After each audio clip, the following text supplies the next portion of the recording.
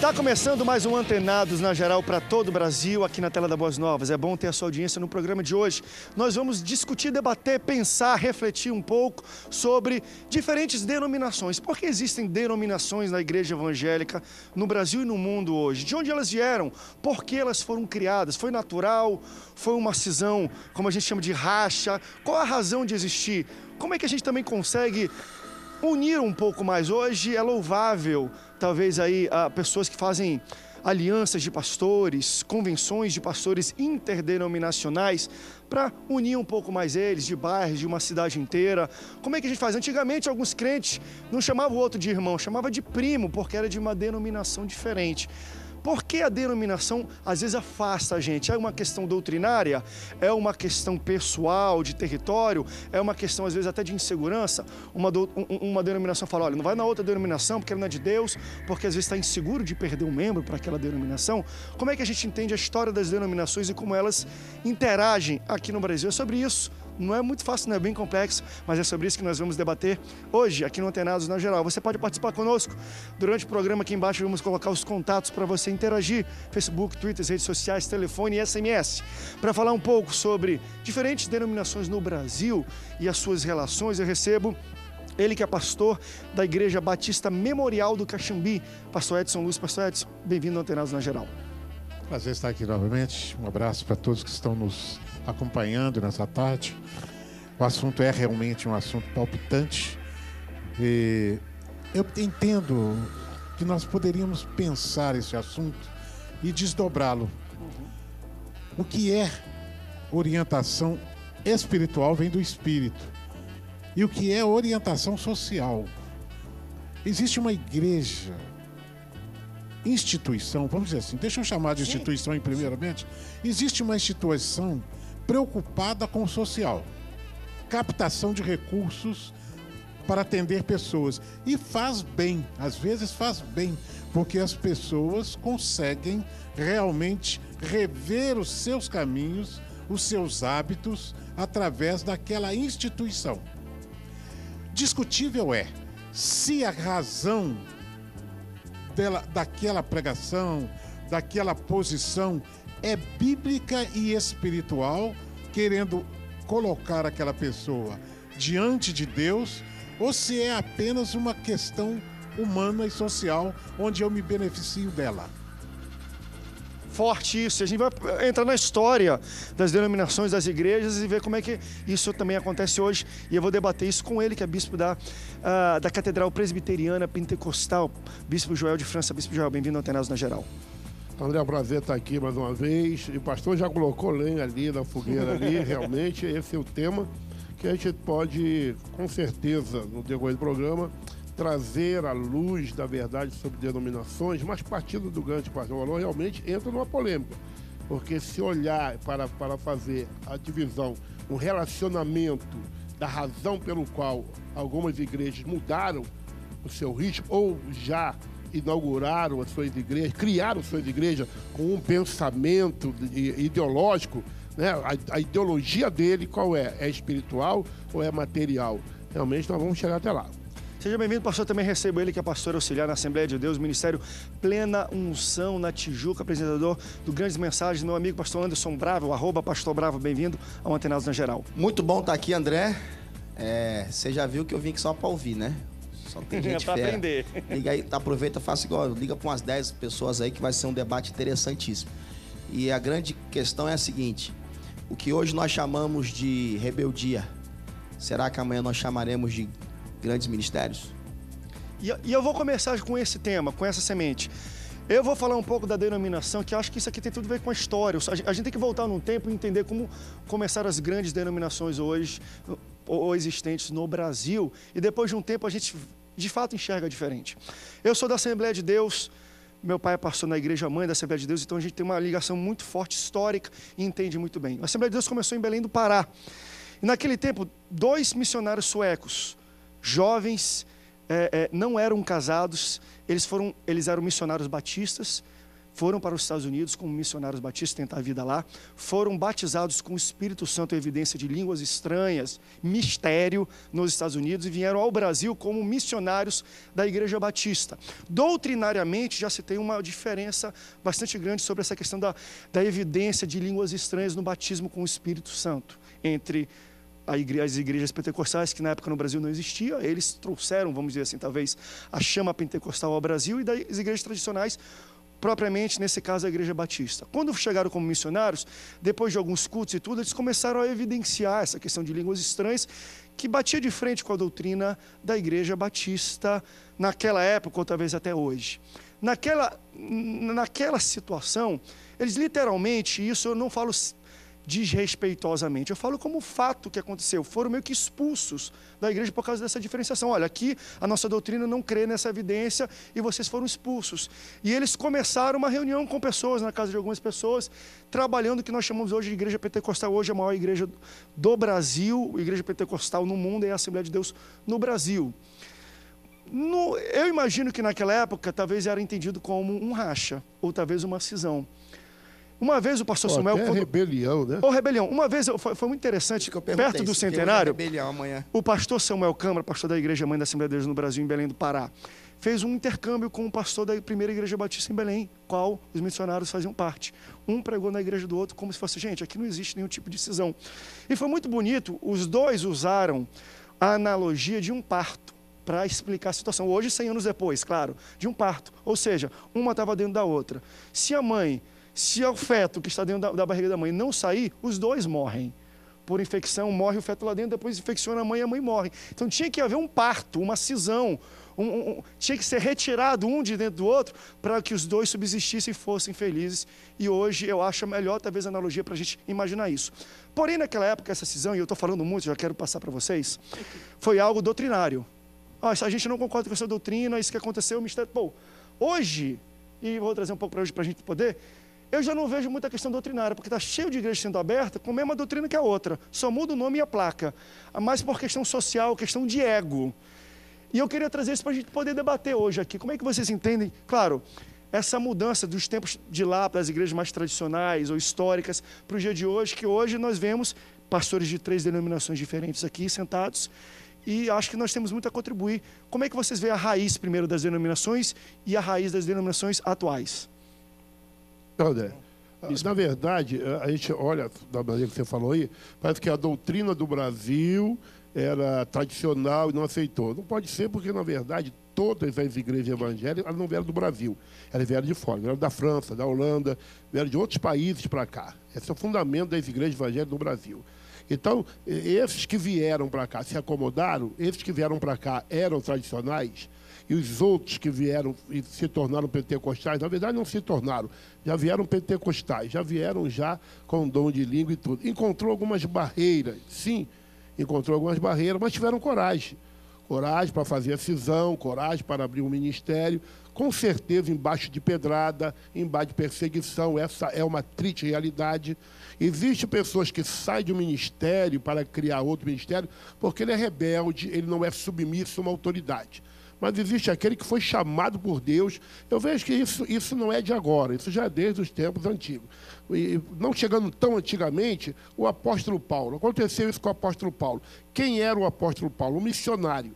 Quem era o seu cooperador? Era o apóstolo Paulo, que saía para a viagem somente com um, que agora me falou o nome dele.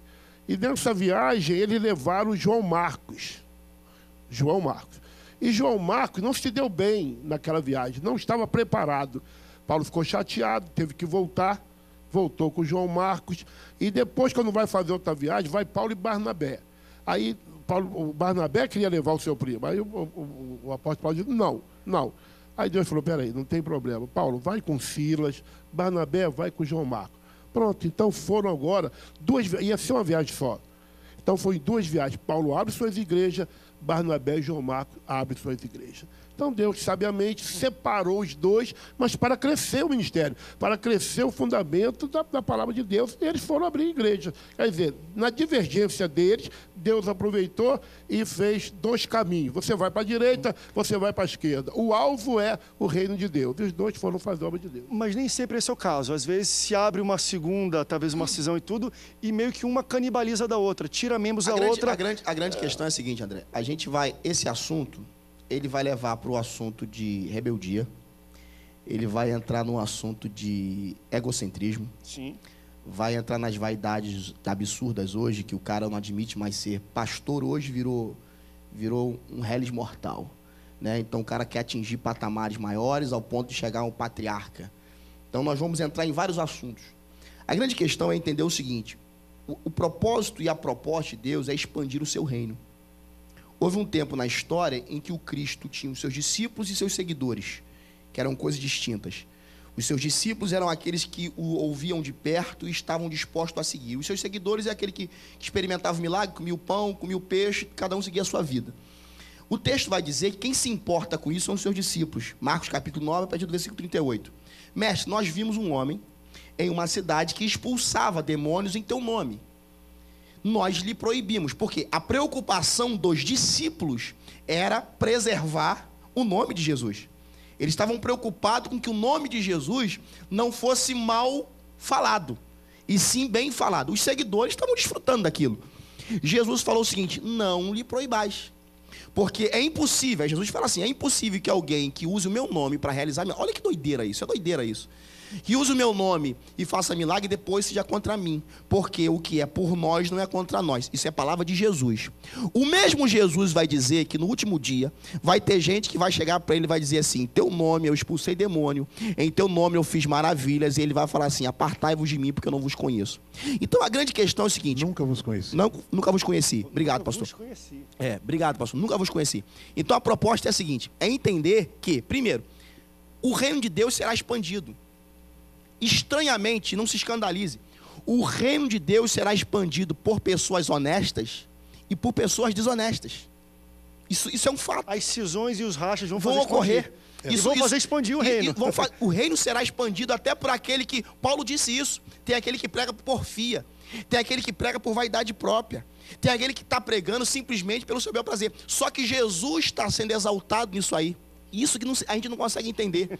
E nessa história toda, o reino será expandido. Mas eu acredito, eu até falei com uma pessoa hoje, antes de vir para cá, eu creio no arrebatamento da igreja. Eu acredito que isso vai acontecer. Tá acontecendo aí, nós estamos vendo. E é nesse momento que vai saber quem é quem. O que nós não podemos negar é o seguinte, e aí eu entro para um outro lado dentro do mesmo assunto. É a hipocrisia de hoje eu condeno alguma coisa, eu bato, isso aí é rebelde. Isso aí quando o cara cresce, o cara fica famoso, aí eu vou pregar na igreja dele. Aí eu falo bem dele na televisão. Mas antes eu arrepiava. Por quê? Porque ele era um Zé Ninguém. Ele era um coitadinho que na minha cabeça ele se rebelou. Mas ele deu certo. Porque, meu irmão, eu sou da Assembleia de Deus. Eu nunca entendi, o assunto não tem nada a ver, mas eu vou deixar isso aqui no ar. Eu nunca entendi. Eu sentava na escola dominical e falava assim: a adventista do sétimo dia é seita. Eu era novo convertido. Só quando eu sentava no conjunto da mocidade para cantar, a gente cantava Prisma. Vamos fazer isso aqui, vamos para um rápido intervalo. E daqui a pouco a gente volta e eu vou querer chegar nisso, porque essa questão histórica, às vezes, isso está embutido na gente. Eu falei que antigamente, às vezes, chamava a pessoa de outra denominação de primo, não chamava de irmão. Você é de qual igreja? Não é pentecostal. Existia, hoje, parece que essas barreiras estão caindo de pouquinho em pouquinho, mas ainda existem. Por que elas existem? Como elas foram criadas? É sobre isso que a gente vai debater no próximo bloco. Fica ligado, a gente volta já já, não sai daí.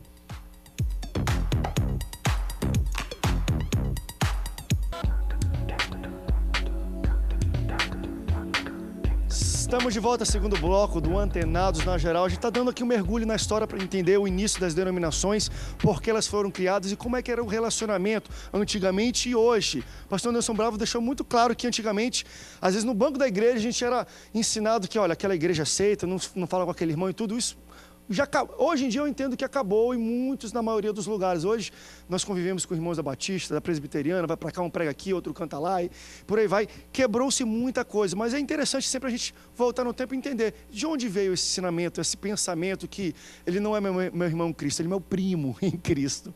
Pastor, o senhor tem muita coisa também para entender, o senhor passa por todos esses estágios. Muito interessante, muito interessante. Eu queria voltar primeiro lá na palavra de Atos, no capítulo, mais especificamente capítulo 21, quando Paulo fez a sua defesa no Areópago. Foi muito interessante, porque Paulo fez uma defesa arguindo condição social. Ele disse, eu sou cidadão romano e sou cidadão judeu, e ele passou por uma argumentação de cidadania. Ele não podia ser agredido em nenhuma das duas leis, porque ele era cidadão. Mas ele estava, na realidade, buscando autoridade no meio do povo. Ele estava no Areópago, buscando autoridade para conseguir falar de Jesus. Ali estavam saduceus, fariseus, que eram homens de lei, era o Supremo Tribunal Federal hoje, conheciam tudo de lei, defendendo a lei como se a lei fosse suficiente para alcançar a salvação pelo conhecimento intelectual, vamos dizer assim. E Paulo já tinha entendido, e até por isso ele é chamado apóstolo da graça, Paulo já tinha entendido que não existe lei que alcance a proeminência da graça. A graça está acima da lei, ele diz literalmente isso. E a questão fica muito séria quando nós pensamos o seguinte: ali havia diferenças de interpretação bíblica? Com certeza. A base era essa, a discussão era essa. No mundo político. E teve um momento que a igreja foi confundida como um agente político. E aí hoje ainda assim. Nós vimos recentemente a política. E o que foi? Foi uma visita, com todo o respeito, mas a visita do Papa foi uma visita de um estadista, e se foi por esse ângulo, ele fez muito bem, ele uniu as pessoas, deu conselho, opinou politicamente, ou foi espiritual? Quando Jesus foi dito que era o Salvador, e ele é quem podia mudar tudo. Então, há aí agora para cada um pensar, e eu não vou dizer o que você deve pensar. Você é inteligente, talvez muito mais do que eu. Mas você viu o que eu vi, porque o Brasil viu. E a pergunta eu fiquei pensando, não seria uma grande oportunidade de nós pensarmos que Jesus Cristo o Espírito Santo é que ensina? Então, o grande detalhe é, qual é a razão? Quando eu interferi na palavra do pastor Anderson e pedi desculpa a ele aqui para tentar explicar isso, quando ele diz, eu nunca vos conheci, ele está falando de Gênesis, está falando de propósito, de princípio. O Evangelho, o Espírito Santo, a palavra de Deus, ela é calcada em princípios espirituais e que não podem ser confundidos com princípios humanos. Nós temos princípios e que temos que seguir. A nossa Constituição, ela é baseada, e toda a Constituição é baseada em princípios. Por quê? Os princípios não mudam. As ideias podem modernizar, mas quando voltadas aos princípios, elas terão que se adequar, porque os princípios são imutáveis. Os princípios do cristianismo é Jesus Cristo agindo através do Espírito Santo. O que sai disso não é interessante. Invencionice humana. O que eu penso? As igrejas formadas hoje, eu não as critico, e nem os seus líderes, mas pergunto o seguinte: os princípios são espirituais aferidos com as razões de Jesus, Filho de Deus? Se não forem esses, Eu não comento, porque ele dará contas de si mesmo a Deus. Agora, uma pergunta para a gente levantar não é até, pastor, foi até aquilo que, quando eu estava falando da questão da Assembleia de Deus, e o pastor Anderson apontou muito bem. André, tudo bem, está falando isso, porque a gente enxerga 100 anos depois e vê o trabalho que é feito. Mas no momento que acontece, e o bispo falou assim, é pedrada, é divisão. É porque a grande verdade é porque a gente acaba entrando naquele assunto. A gente acaba entrando naquele assunto, no assunto do ego.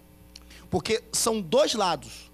O lado de quem está, vou usar a linguagem aqui, está saindo, tá saindo, e de quem está ficando.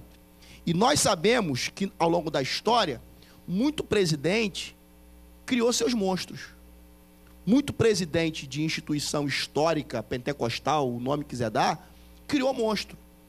E não estou aqui... Mas monstro em que sentido? Eu não entendi. Então só vai entender. Eu não estou fazendo apologia ao rebelde. Mas eu preciso, como líder, ter a percepção do chamado de um obreiro que está ao meu lado. E eu tenho que ter essa sensibilidade de dizer assim, ó, chegou a tua hora, segue teu caminho que eu vou te honrar, vou te apoiar. O que aconteceu durante muito tempo foi um sufoco que o cara se sentiu forçado a sair. E quando saiu, não saiu bem. E eu entro na tese o seguinte, repito, não estou fazendo apologia à rebeldia, não estou fazendo defesa dos rebeldes. Eu estou dizendo que ao longo da história se fez isso sim. E aí, quando o cara saiu, foi o que eu falei no primeiro bloco. Quando o cara saiu, é rebelde. Isso aí, ó, tá debaixo de maldição. Só que o cara deu certo. Aí o cara aconteceu. Mas, aí, quando deu certo, olha, nome de pastor, Deus saiu daqui, aqui é a semente, veio daqui, aí ele cresceu aqui. Mas isso é muito relativo. O pastor falou uma coisa muito séria aí. É relativo quando ele está, olha bem, ele está dando certo, aparentemente. Pode estar dando certo por uma direção de Deus para salvar aquelas almas, para que aquelas almas não venham se perder. Mas lá na frente, a realidade... Falei isso no primeiro bloco. A realidade é com Deus. Falei isso no primeiro bloco. Agora, o perigo dessa direção aí que você falou, o pastor criou um monstro, ele não teve discernimento se aquela pessoa era boa, se era ruim, se ela seria um monstro. Veja bem, o próprio Deus na Bíblia, e o Eliseu e Elias já passaram por isso também, isso tem coisas que Deus não revelou. Então, se Deus não revelou, Ele quer que você passe por aquilo ali para você entender mais tarde. Quando olhamos dessa maneira, podemos correr o risco de dizer Jesus também não teve discernimento quando consagrou Judas Iscariote a apóstolo, que ele era o traidor. Quer dizer, é perigoso essa visão. Dizer, o cara, eu criei um monte, que eu não tive visão, eu consagrei, alguém. Sabe o que eu não vejo que é perigo? Pela razão muito simples. Quando eu hoje eu sou um pastor auxiliar, eu posso falar por experiência. Eu fui pastor presidente de uma igreja, de 2004 a 2007. Eu fui presidente de uma igreja. Em 2006, final de 2006, eu vi que não era minha. Eu reuni meu povo, chamei um amigo, passei a igreja, fui ser auxiliar do pastor que eu sou hoje. Eu sou auxiliar hoje de um pastor. Eu fui presidente. Eu poderia ficar assim, não, eu quero que a minha igreja bombe, eu quero ser o cara do Brasil, mas eu entendi que não era a minha chamada. Hoje eu sou um pastor auxiliar. A minha fala é o inversa. Quantos pastores presidentes que tem, vou falar da minha denominação Assembleia de Deus, que tem no seu altar gente com talento, gente que pode frutificar muito mais no reino de Deus, e eles não dão oportunidade, sim. Aí eu vou repetir isso 500 vezes. Não estou fazendo apologia ao rebelde. Rebelde é rebelde. Não estou defendendo o cara que faz cisão. Está errado. Mas que ao longo da história isso ocorreu. E o cara que disse, isso aí é um rebelde, irmão, não segue não. Se der certo, e aí quando o senhor fala que é relativo para quem vive. Não é relativo para a gente. Porque a gente tem consciência do resultado. Agora, para o cidadão que viu que deu certo, desculpa eu falar isso aqui, mas eu conheço muita história de gente seguinte. Eu estava lá com o pastor Davi, né? Lá com o pastor. Aí eu rachei. Pastor Edson, perdão. Eu rachei. 10 anos depois, sabe o que eu faço? Eu convido o pastor Edson para pregar na minha igreja. Porque eu saí de lá. Só que 10 anos atrás eu saí no racha. Mas passaram os 10 anos, eu pedi perdão, ele me perdoou, ele vai lá pregar. Aí sabe o que eu faço? Eu dou uma oferta para ele, honro ele, coloco ele no melhor hotel, abençoo a vida dele, dou um carro zero para ele. Aí ele vai lá na Batista do Caxambi e vai dizer, irmãos, olha, o bravo é um homem de Deus. E foi tudo esquecido. Bom, como você citou bem a igreja, eu tenho direito de defesa. Réplica. Como você Olha, eu acho que não é bem eu tenho direito de defesa. Eu acho que não é bem assim, não. Eu acho que na Anderson. prática, somente vai haver esse relacionamento se houve um verdadeiro Eu acho arrependimento, que pode se houve a existir. aprovação de Deus, e esse Deus que aprovou isso vai ter que confirmar no Pastor, coração dele. Nós Essa estamos é- no Rio de Janeiro, esse estúdio é no Rio de Janeiro. O Rio de Janeiro, há cerca de 5 meses atrás, experimentou uma denominação que o seu pastor presidente liberou 6 igrejas. Ele, nas entrelinhas, ele emancipou 5 igrejas. Descobre por que ele emancipou. Então, deixa eu ir à minha defesa. A minha réplica. Minha réplica, né? É o seguinte, é complicado. Nesse momento agora da conversa, é complicado porque a minha denominação batista trabalha diferente. Cada igreja é autônoma e cada igreja é que traz o seu pastor e ele fica enquanto bem servir.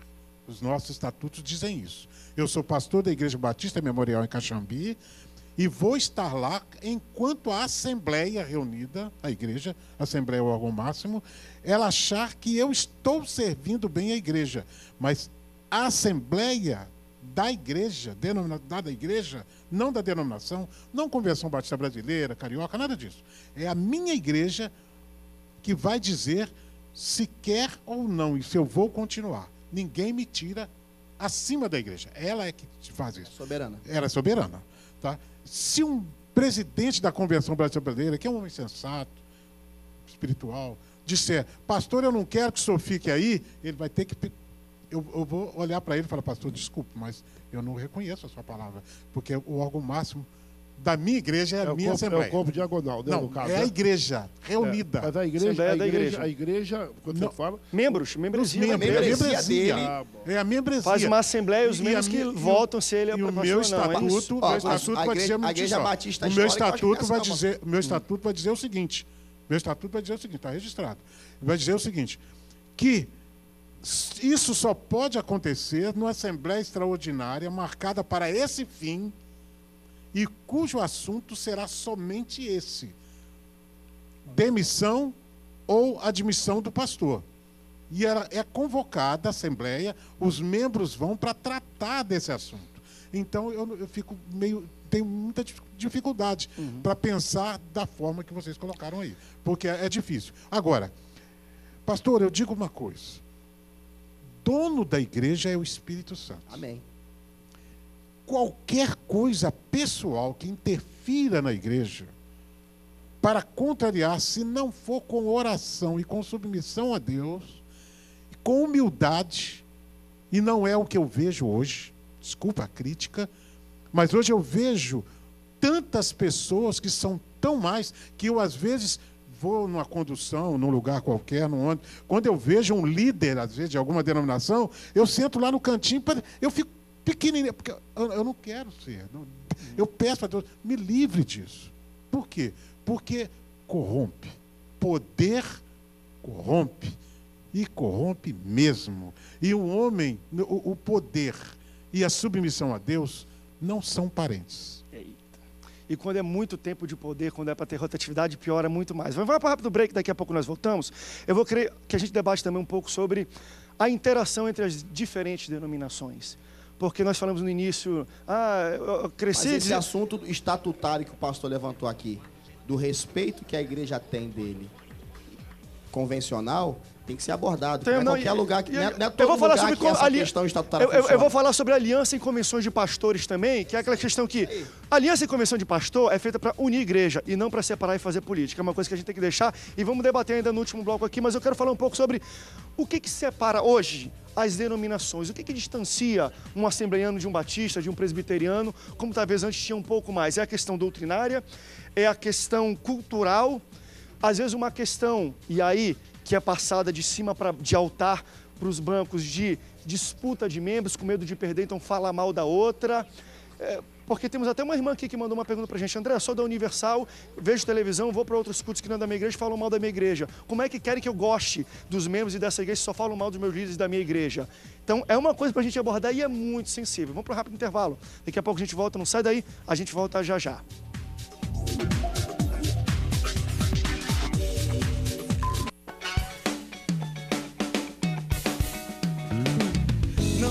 Estamos de volta, antenados na geral, falando sobre as diferentes denominações do Brasil, como elas coexistem, qual é o relacionamento entre elas. E é isso que eu quero abordar especificamente nesse bloco.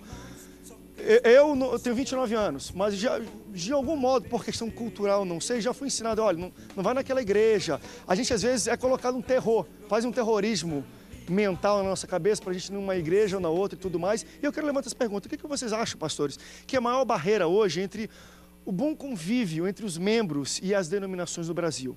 E aí, talvez algumas barreiras aqui que o pessoal citou até na internet, que causa distanciamento. Pode ser questão cultural, que veio dessa questão cultural de cisão, e porque rachou lá atrás, não é para ir lá. Disputa de membros, é porque tem medo de perder membro para outra igreja, então o pastor fala, não vai lá, porque lá ele não é crente, não sei o quê, e a gente já cria medo, não quer nem falar, nem ouvir, porque tem essa questão do terrorismo espiritual.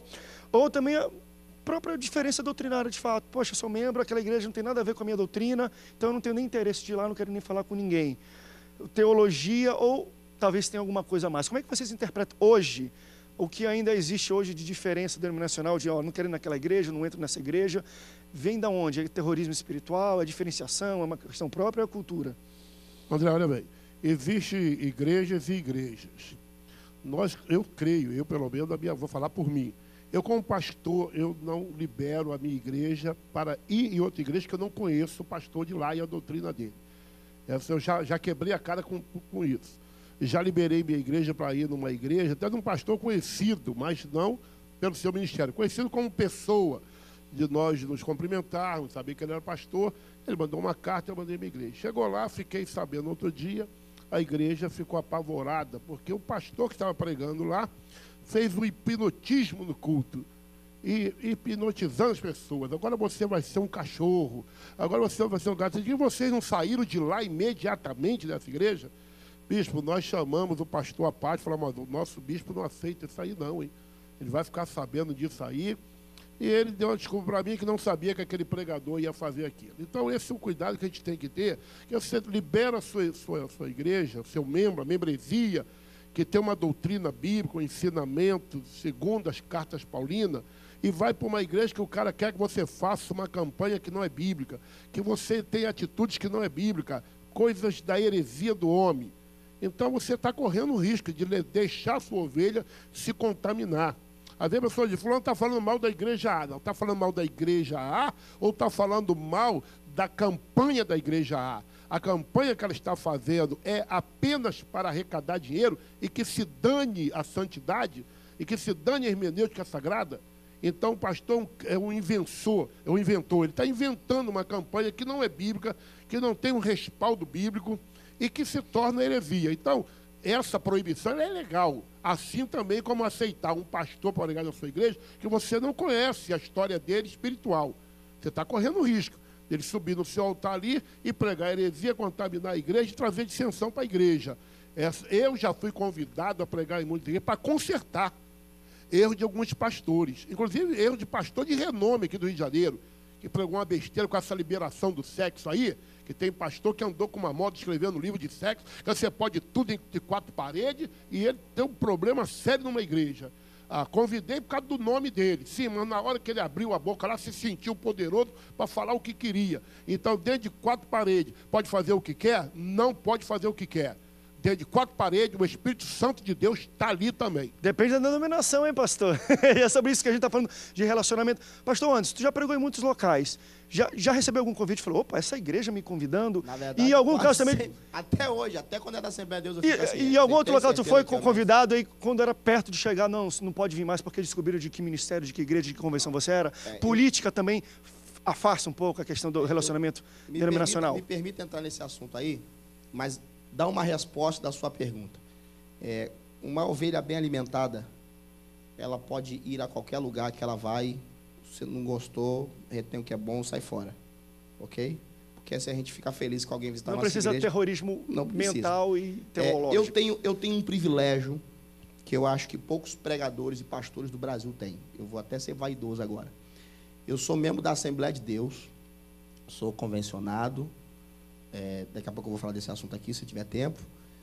Sou pastor auxiliar de uma igreja, já pastoreei 5 igrejas, e hoje eu prego, tenho um ministério ministrando pelo Brasil e fora. meu maior privilégio é poder te dar a oportunidade de ministrar em denominações que eu nunca imaginaria pregar. Vou falar duas aqui, só para ter uma ideia. Eu sou da Assembleia de Deus e eu já preguei dentro da Igreja da Graça, do bispo, do missionário R. Soares. Já ministrei dentro da Igreja Universal. O que eu preguei lá? O que eu prego na minha igreja. O que eu prego em qualquer igreja. Eu não cheguei lá e mudei. Eu não cheguei lá e me transformei. E a sua pergunta é, eu recebo convites que eu faço uma triagem do tipo, vocês têm certeza que é eu mesmo que vocês querem convidar? Eu já fui convidado para igrejas históricas que não creem nos dons espirituais, que não acreditam nas manifestações da Liga, e eu ficar, vocês querem realmente que eu vá?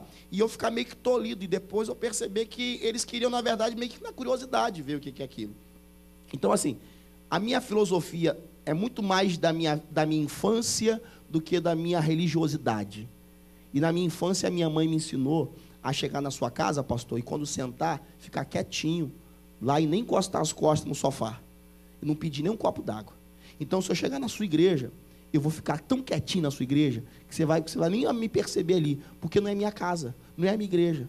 Então, na minha igreja, eu vou ter reações, na sua igreja, eu vou ter que ficar mais contido, eu vou ter que respeitar isso. E aí, Deus me deu esse privilégio.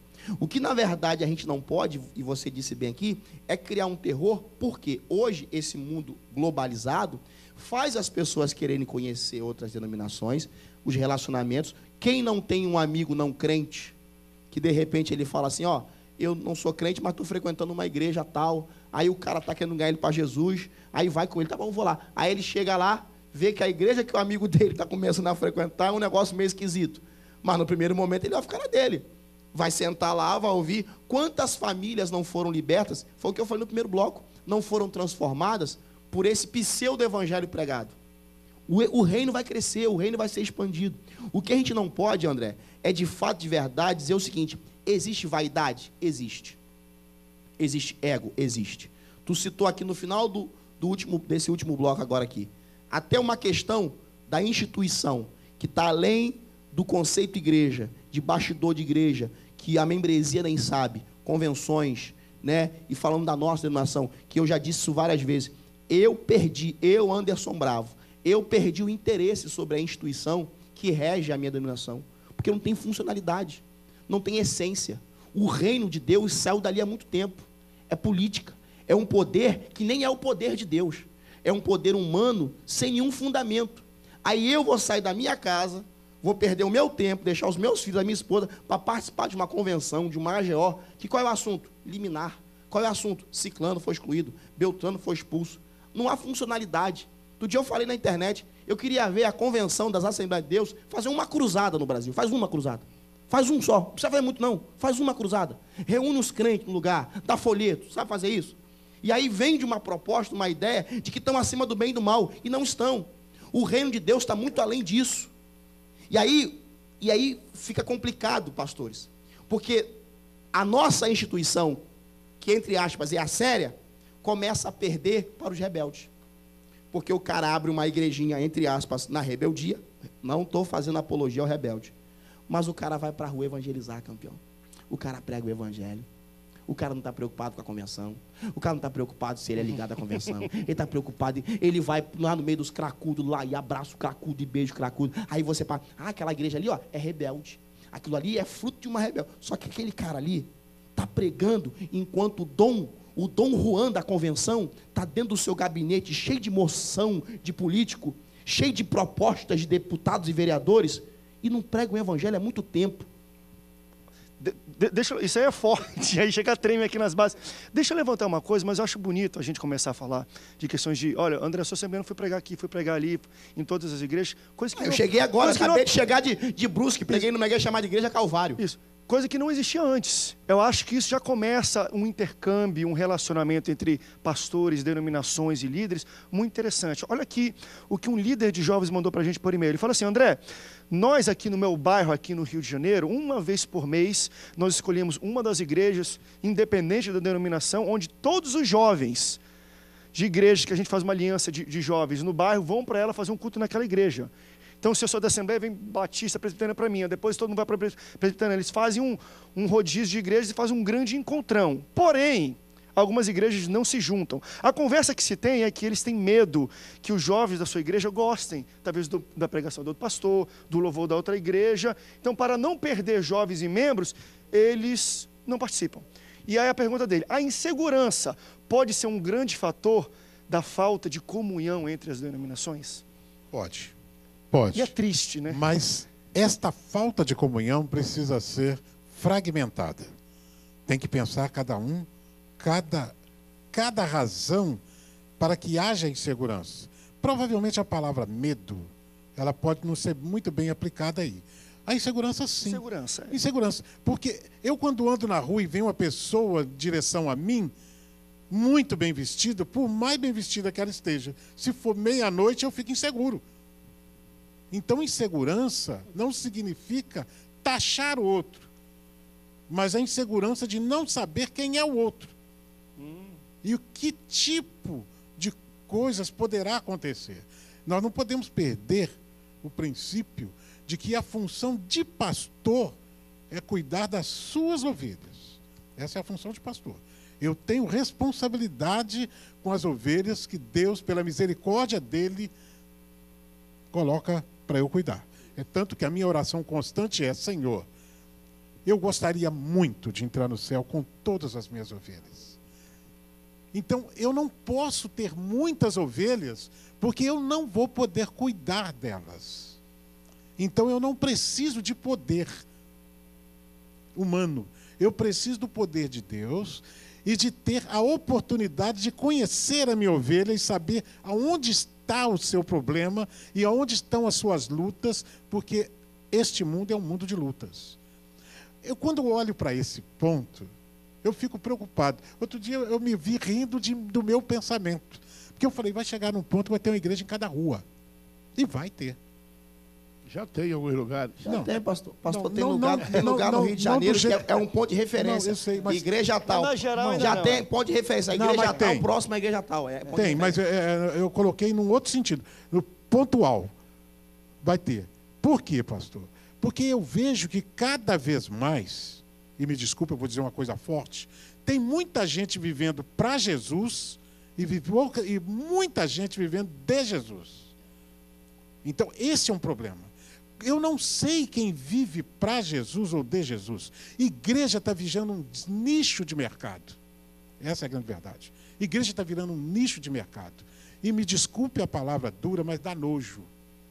Porque Jesus, ele é salvador, ele é limpo, ele é puro. Ele não se coaduna com isso. Então, pastor, a minha dificuldade é saber se as pessoas estão vivendo de Jesus ou para Jesus. Quando a pessoa abre uma igreja ou monta um ministério, o que é que está no coração dele?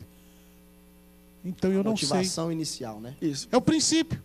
Pastor. Vamos para um rápido intervalo, daqui a pouco nós voltamos e já vai ser o último bloco para a gente debater também um pouco do seguinte: como podemos começar a remediar e melhorar situações assim? A ter um network, uma interface, um câmbio interessante de pastores. E aí eu vou querer falar um pouco sobre alianças interdenominacionais, convenções interdenominacionais de pastores fazendo. Vamos fazer isso aqui? Vamos pegar um trio elétrico, vamos na cidade, vamos cantar, vamos glorificar, vamos fazer uma cruzada. Vocês acham que isso é um bom começo? E tem outra pessoa também falando aqui, só para a gente pontuar. Falando, André, eu tenho dificuldade em conversar, em visitar, em ter esse intercâmbio com outras igrejas, porque quando eu ligo a televisão ou vou para uma igreja, muitas vezes esses pastores ou pessoas, ela falou que até não antenados, falam mal da minha igreja.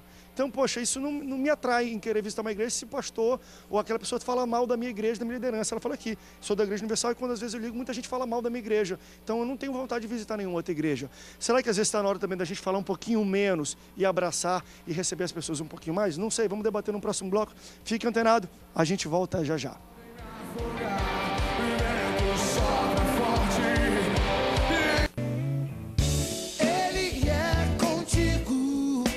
Último bloco do Antenados na Geral, estamos falando sobre as diferentes denominações e como deveria ser o intercâmbio, o relacionamento amigável entre elas. Antes da gente falar um pouco sobre alianças interdenominacionais de pastores, podemos falar também de convenções de cada uma.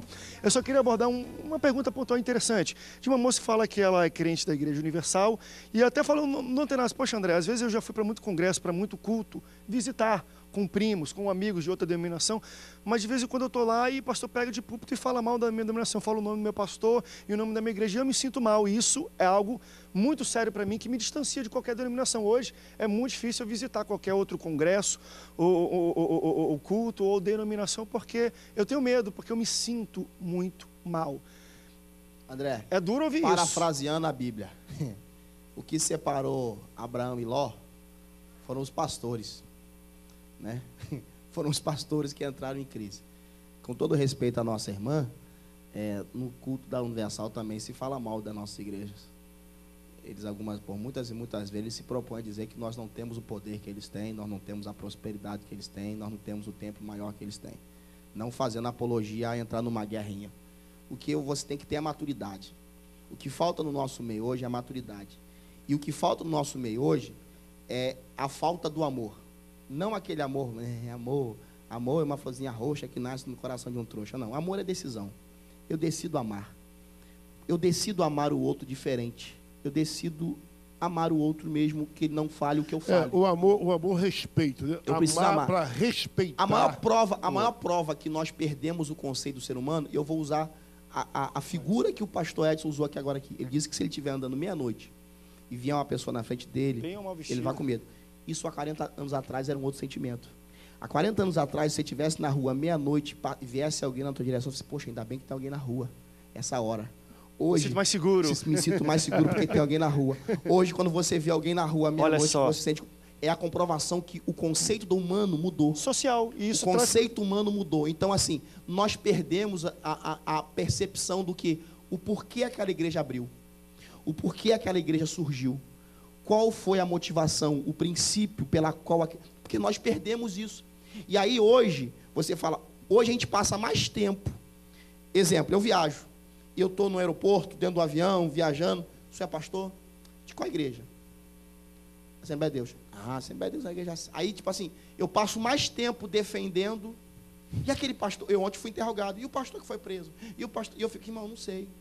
Não é da minha. Olha, é interessante. Porque a gente perde essa ideia e a gente passa mais tempo tendo que defender, entre aspas, as igrejas, do que defender o reino, o evangelho. Olha, o que eu enxergo dessa visão que ele falou aí, interessante, eu pelo menos creio assim, que todo homem de Deus tem essa visão.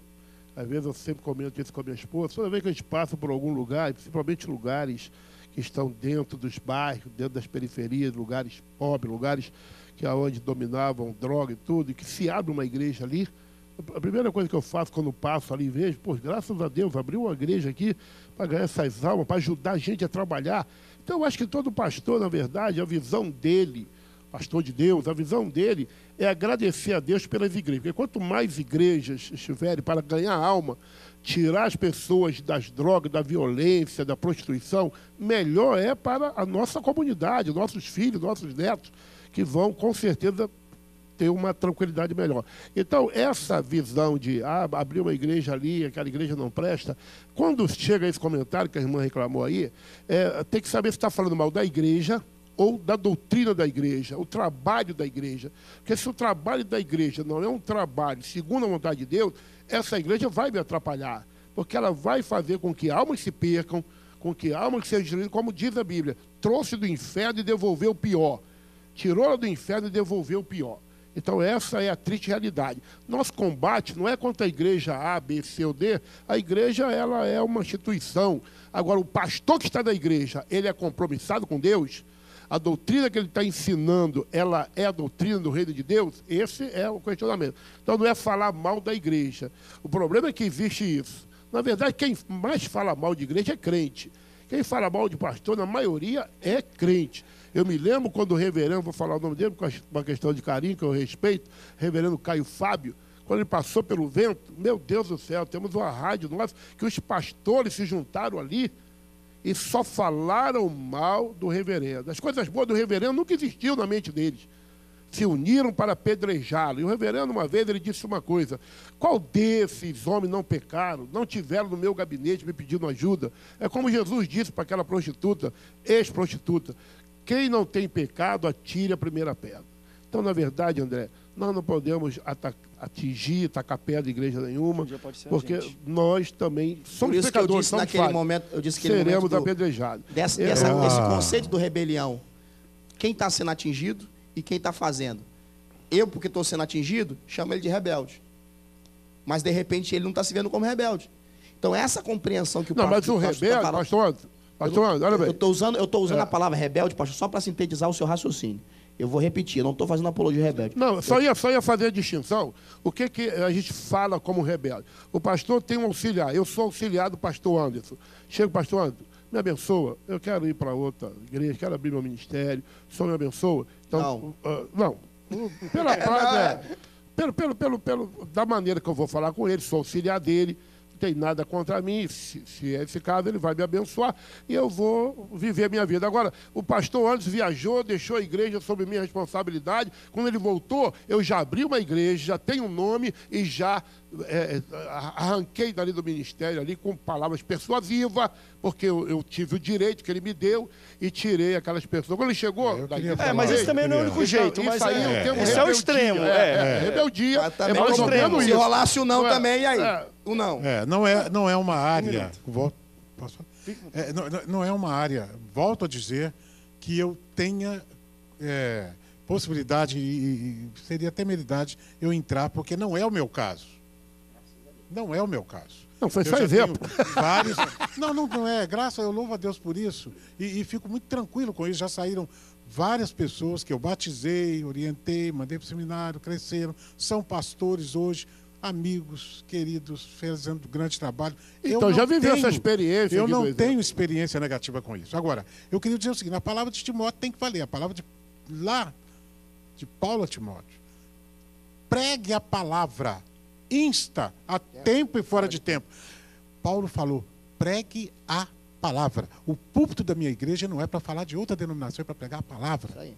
Então, quando começa a entrar coisas que não são próprias para aquele momento, não é o fórum, não é o lugar. O púlpito é um lugar santo, sagrado, para pegar a palavra. As pessoas que entram na minha igreja, elas querem ouvir alguma coisa que vai ajudá-las espiritualmente.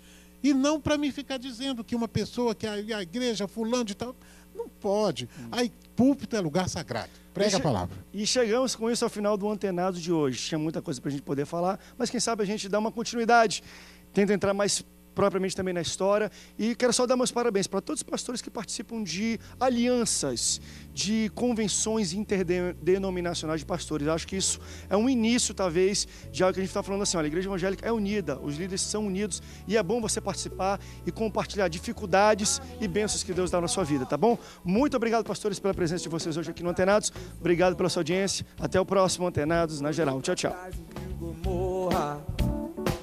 Olhou pra trás e ficou pra trás. A mulher de Ló olhou pra trás e viu as chamas. Olhou pra trás e viu a lama. Olhou pra trás e ficou pra trás.